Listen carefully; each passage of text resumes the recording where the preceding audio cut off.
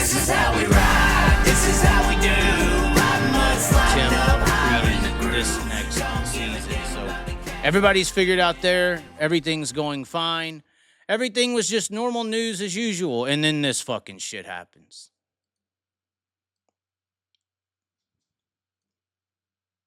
What do we do here, guys? I mean, hold on. Let me close these tabs out because we're to the nitty gritty now.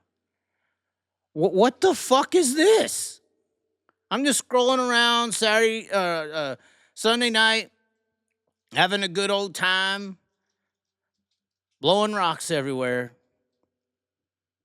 And this comes across my feed. Oh, I couldn't believe it.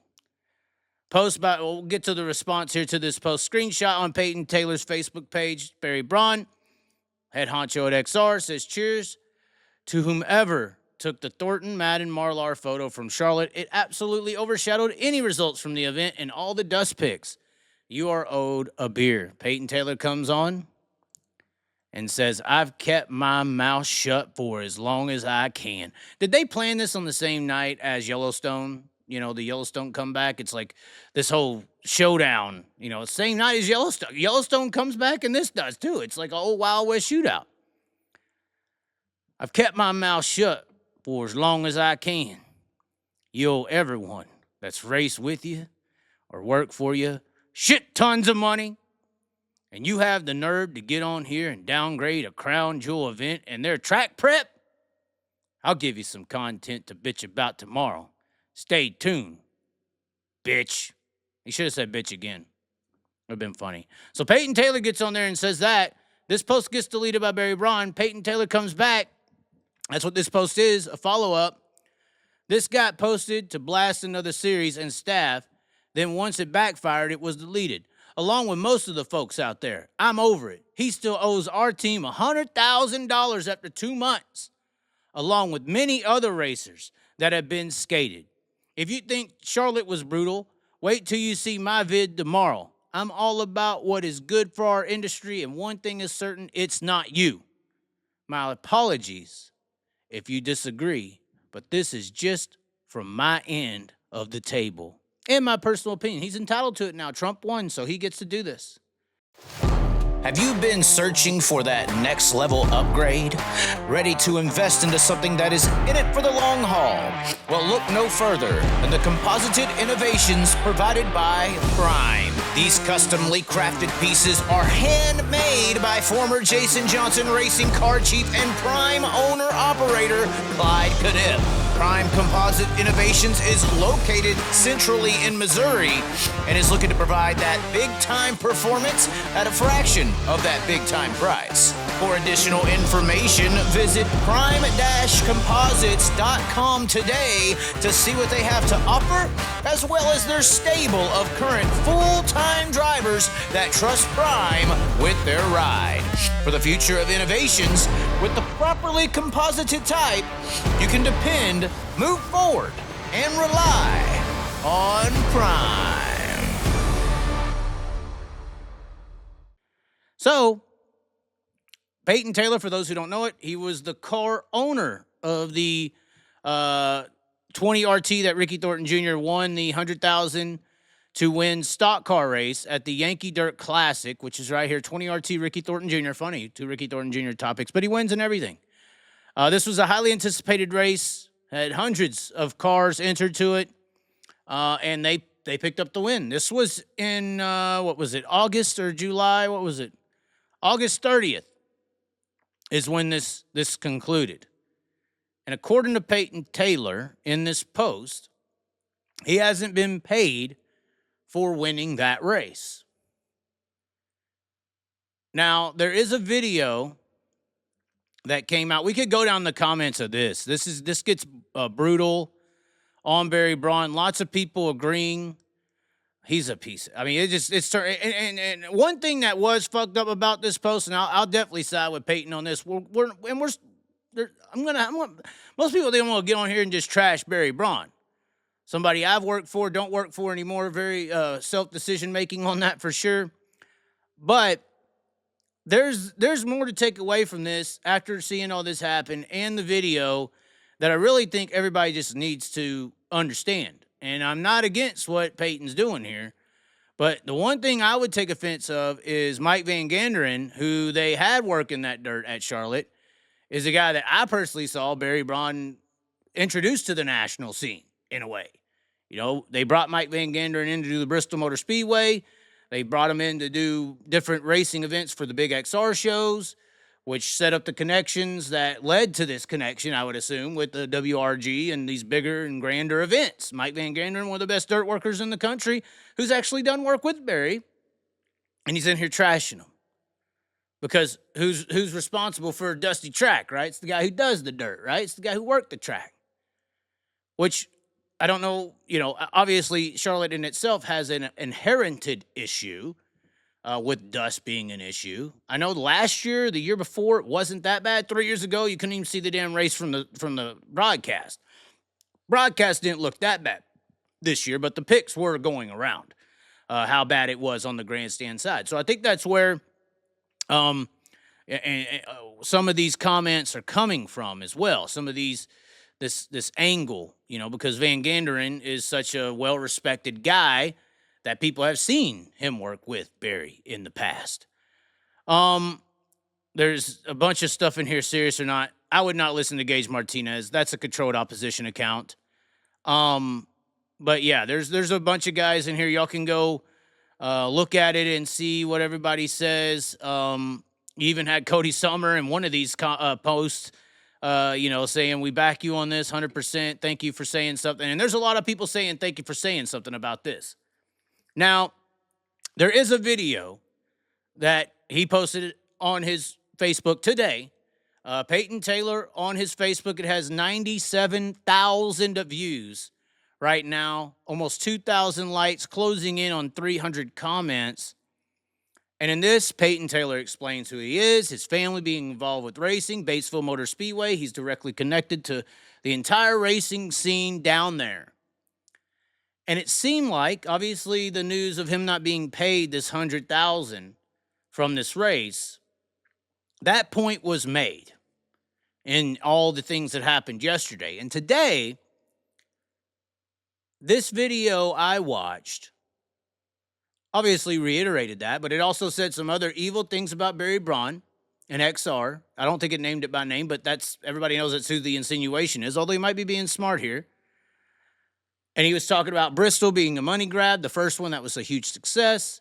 Talking about he had to buy a pit pass to even enter the track. At that situation, do you blame Barry Braun for that? I mean, we hear about these outlaws, people, and promotional groups renting a track, you know, renting your little local speedway, and it costs a little bit of money. How much do you think it costs to rent Bristol? Now, I'm not giving an excuse. I understand the premise. The look of it looks really bad. If it was me, I would have just upcharged the pit pass and said, all right, free reign, instead of doubling up.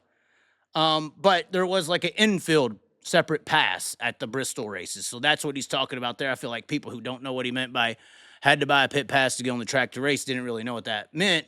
But there was a pit pass to get into the pit area, which was outside of the track. And then to go into the infield of the track in that staging / getting ready to race area, you had to have a separate pass. So, and I didn't like that when I saw that, but hey, I halfway understand how everything has to cost more to have a race at Bristol. It just has to. Now, one of the main points that was being made here, though, and I feel like this is the point that needs to be hit. If you want to go watch this, it's 8 minutes long. It's a great video. But I'm just telling you my takeaways and telling you kind of what I was relayed. There's some other things in there talking bad about Barry Braun and talking about the effects of how he operates. But the effects of how he operates, I think, was the main thing pointed out here. And one of the operational ways that he does things is pissing off some people. And that main operational way of doing things, surprise, surprise, has to do with the money. Now, look, another must-have product for some of you out there, and I have hands-on experience in this now, is the optics from Deatherage Certified Opticians. With drivers like Jonathan Davenport in the late model world and Donnie Schatz in the sprint car world utilizing these HD fog and glare resistant lenses, they have racked up millions of dollars. Yes, millions of dollars on the racetrack, especially JD. This same technology can be utilized in the world outside of racing. When I got my pair, my biggest notice in using them is driving. Previously, a nice scene of mountains or just some country prairies or trees or lakes or something as you're driving down the highway would be somewhat of a blur at extreme distances. But when I put this pair on, I feel like I could see the leaves on a damn branch from a half mile away. The scenes and views are just literally enhanced. At night, it used to be horrible in trying to either drive in the rain or dodging white-tailed deer in the middle of the night leaving these tracks that are located in BFE. But with these optics from Deatherage, the anti-glare technology meant for the racetrack transfers into defeating those horrific LED lights on the egotistical maniacs out there in their 2004 souped-up pickup trucks on 35s. Whether you already have glasses or think you may need some, this is the way to go. And he supports motorsports. I mean, this is a full around 100%, good for you, good for him, good for everybody in the motorsports world. And with the wide range of styles I saw within his shop, it opens the possibilities to all walks of life inside and outside of racing. Call Greg today at 940-733-2843 or visit DeatherageOpticians.com. DeatherAge Opticians.com. And hey, let them know that you heard about them on the show. In this video, I believe he says, word for word, it shouldn't take 75 to 100 days to get paid, which is an issue for the dirt racing world, right? Because the dirt racing world's used to getting paid that night right after the damn race at the gate. Give me my money, I'm gone. I talked to other officials, other people. World of Outlaws, Lucas Oil are usually paid same day. Some other events, even if it's a rental track or something like that, the max you'll see is 10 days out on a lot of any event you could think of. Max is 10 days before you see some money in, even if it's a huge amount. Now, some people would call that dumb. What if you tire test and the dude pops negative? Now you have to reject it, or what do you do? How do you get that back? So there's a bunch of different things in operation there, but most people are used to getting paid at the end of the night. The 75 to 100-day deal, though, has definitely rubbed the dirt world the wrong way. I got people messaging me, he ain't paid this guy, he ain't paid that guy, he ain't paid this guy either, he ain't paid this. Apparently, after all of the things that happened here in this situation, Peyton Taylor, it sounds like, don't know if this is true or not, has received a check for $100,000 all of a sudden. Don't know how this is, don't know how it works, but apparently he's been paid. That's happened today after all this. That's what I mean, apparently. Now, I don't know what it's going to look like. Was a check in the mail? That's obviously a very funny XR event quote, checks in the mail, because we've heard about this distance of how long it takes to get paid from an event. But whether that's true or not, here's the issue. The issue is the dirt world is used to getting paid at the end of the night or very, very shortly after. Once you get past 2 weeks or 10 days, this dirt world is viewing it as you're robbing them. This dirt world is viewing it like you're never going to pay them. Hell, I experienced this with Barry in a sense. I was like freaking out after 2 weeks. I'm like, what the hell? Where's the money? Now, it did come quicker than this. And some people will say, well, if your name, I'm just a mid-pack guy. If you're Bobby Pierce, you're this guy or that guy, you're going to get paid very quickly compared to some of this mid-packer guy or that guy or whatever. I know a guy, very marquee name, not a big fan of him personally. Not a big fan of him because he ruined one of my favorite drivers' years. He hasn't apparently been paid since, and this was a race in June, I believe. I'd have to look it up and see what he said, but June. And this is a marquee name, guys. It's one of the biggest names in the sport. He hasn't been paid either. Now, there's a lot of people who haven't been paid, but there's this 75-day to 100-day deal with tire sampling and all these samples. And Barry is adamant on saying he doesn't just sample Blue Ridge. He goes to a couple different labs and all this stuff and blah, blah, blah. And this is, and see, that's where these dirt people, they don't like this shit.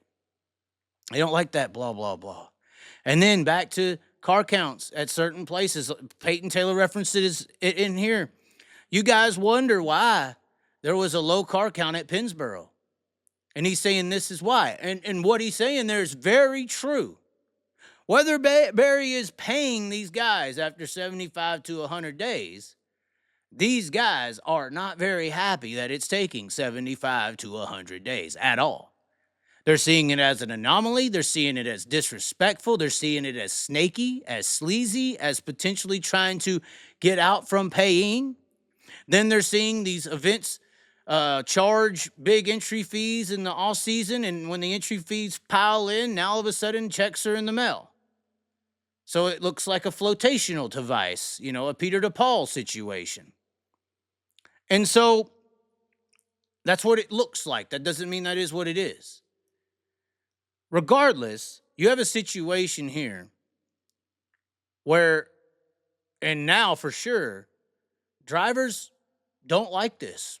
They're not going to support this waiting around.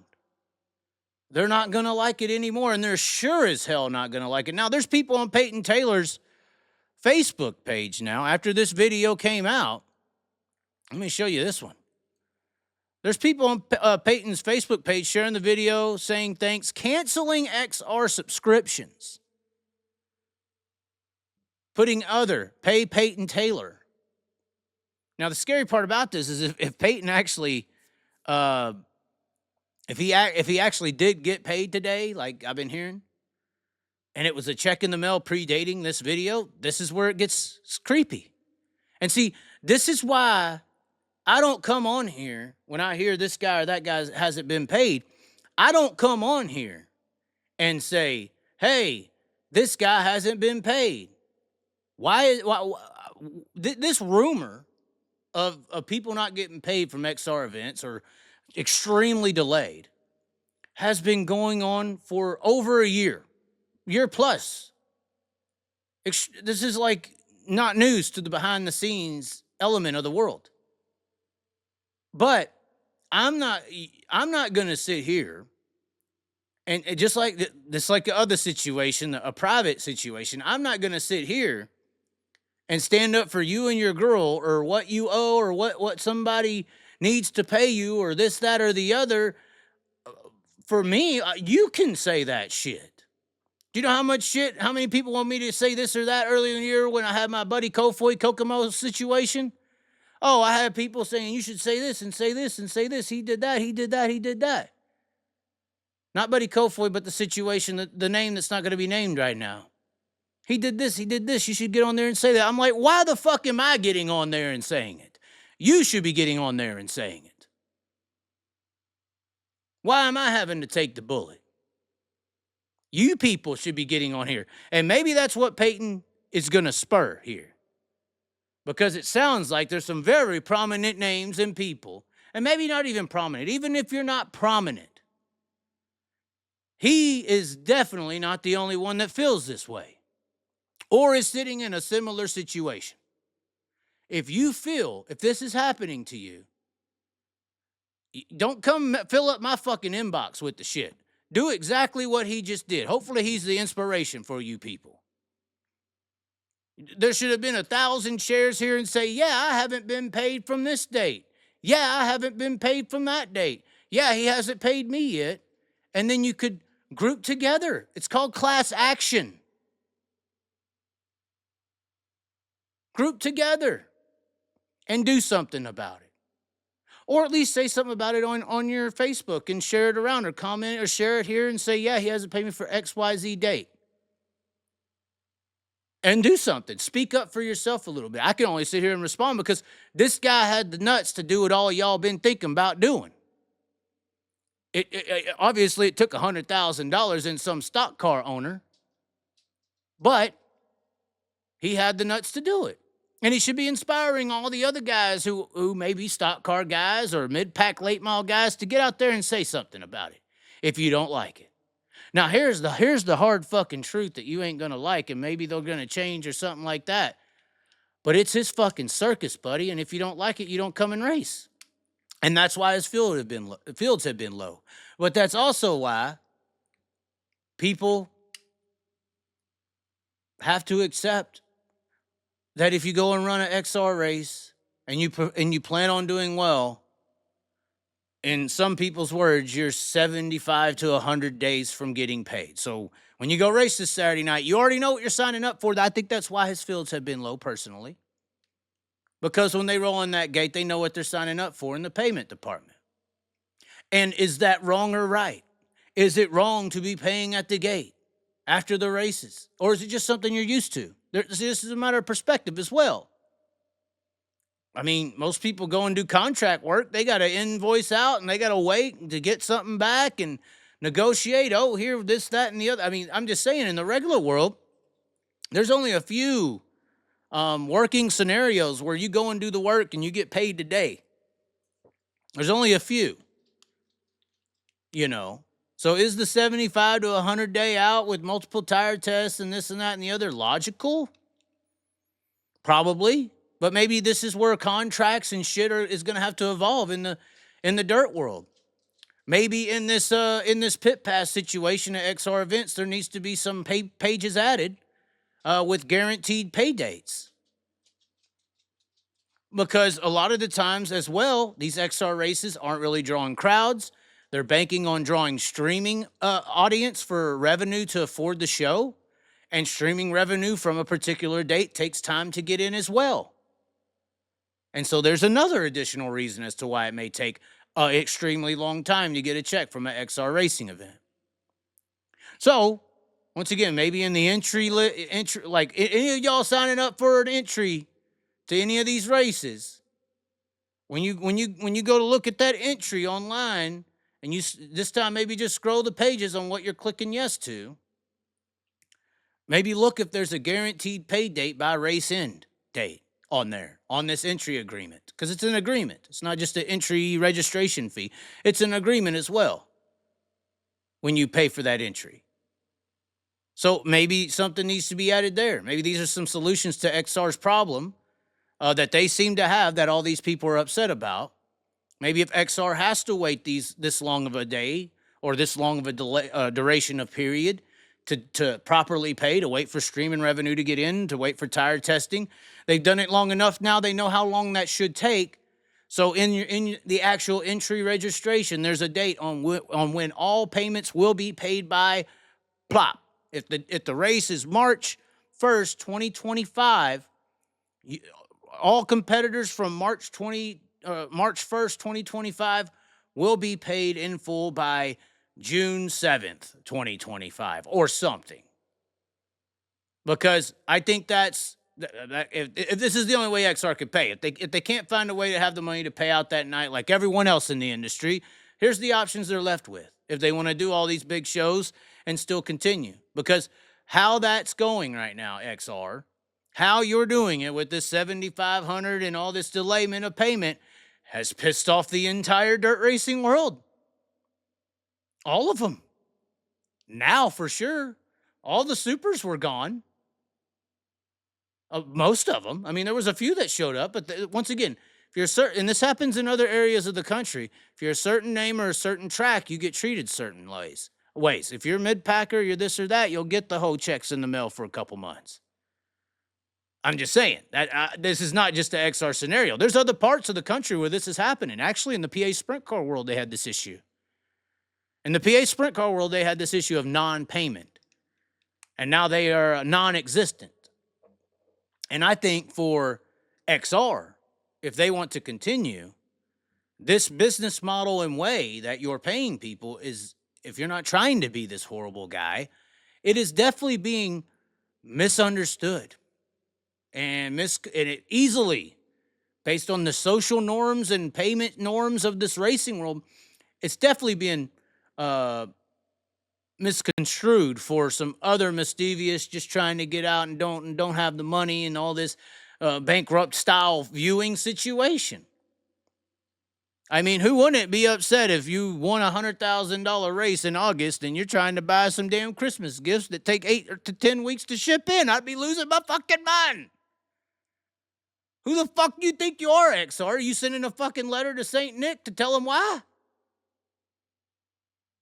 I mean, come on. I'm just saying, these are some solutions for XR, I think. Put something in your event registration that has all drivers will be paid by this date, whether that's 3 months or 75 days or whatever these people are saying. Put that in there. You should know how long it should take you to get the streaming revenue in, to get the tire tests done, to do all the things you need to have done before you feel comfortable enough to send them their check in the mail. Sounds like an easy solution to me. But the way you're paying isn't accepted by the dirt world. It's rejected, and now it's going to be rejected more than ever. So you're looking at, if you don't address this situation, if you just say, oh, well, Peyton Taylor's a douche, fuck him, we got him his money, blah, blah, blah, blah, blah. It don't matter if Peyton Taylor's got his money. Because this is what the whole back gate's been saying for a while. That's why you ain't been getting cars. And now it's blowed up to the entire fucking racing community at 100,000 large in a couple hours. If that constitutes defamation for Peyton, I don't think it does. Because if that was to if that case was to take place, you're gonna have a class show up. So anyway, this is how we ride. This is how we do.